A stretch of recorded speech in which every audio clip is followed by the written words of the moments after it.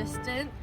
Like, I knew that he existed, but I didn't, like, I guess do anything to acknowledge him, if that makes sense. Like, we didn't go to church growing up, we didn't read the Bible or anything growing up, so it was just kind of a concept. When I was in second grade and I was set to receive the First Holy Communion, and I was feeling very lonely sitting in the pew in the church, and I felt like crying because a lot of the kids had their parents with them, and so I was just sitting there and praying, God, don't let me cry, don't let me be embarrassed. And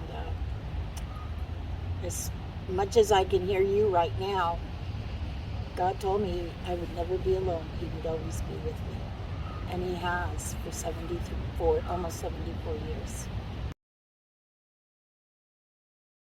And faith when I was younger, but at that moment I knew what it was, because it was literally as if he was hugging me and like encompassing me with all his love, even though I couldn't see him. And it was just really overwhelming, but it was really beautiful.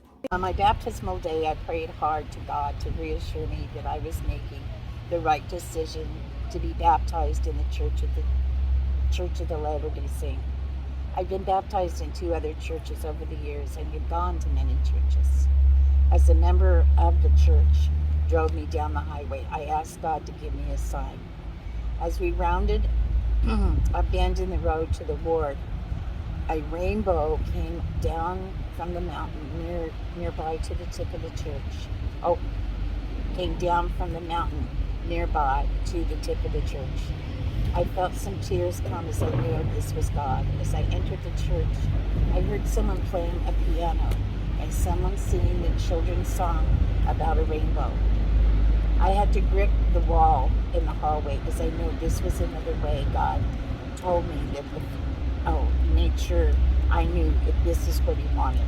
After drying off and changing clothes, I walked out of the church and looked up at the sky. No rainbow, but I told God it was okay and thanked him for giving me courage to stay in the water.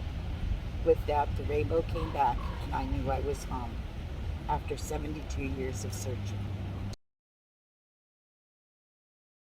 I actually pray now. I used to be shy to pray, but now I embrace it pretty well. I talk to him a lot. He's like literally my diary. I go to church and I read my scriptures daily, so he sees that I am putting in effort. I show my love by praying to him and about him.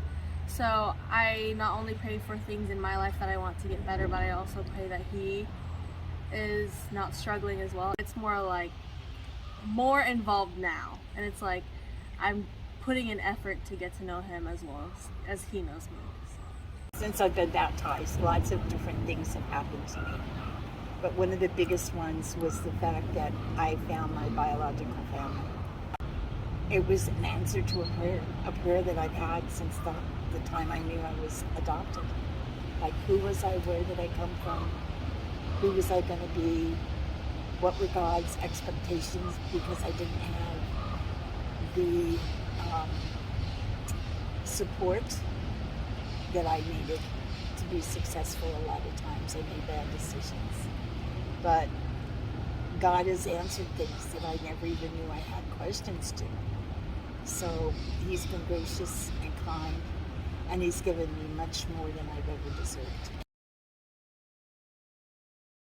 A step towards showing God that I love him and as much as he loves me.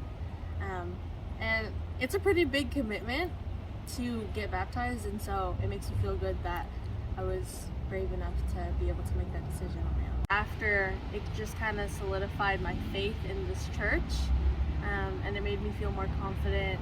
And yeah, like, it can be scary being the only member in your family going to church and things like that, but that definitely went away after I got baptized. Belonging to God's family, belonging to Christ, to know that I have the Holy Spirit living within me, that it's okay to make mistakes, as long as you acknowledge them and you ask for God's forgiveness, He's always there for us. My commitment is to do the best I can every day and to live what He wants me to do, not what I want to do.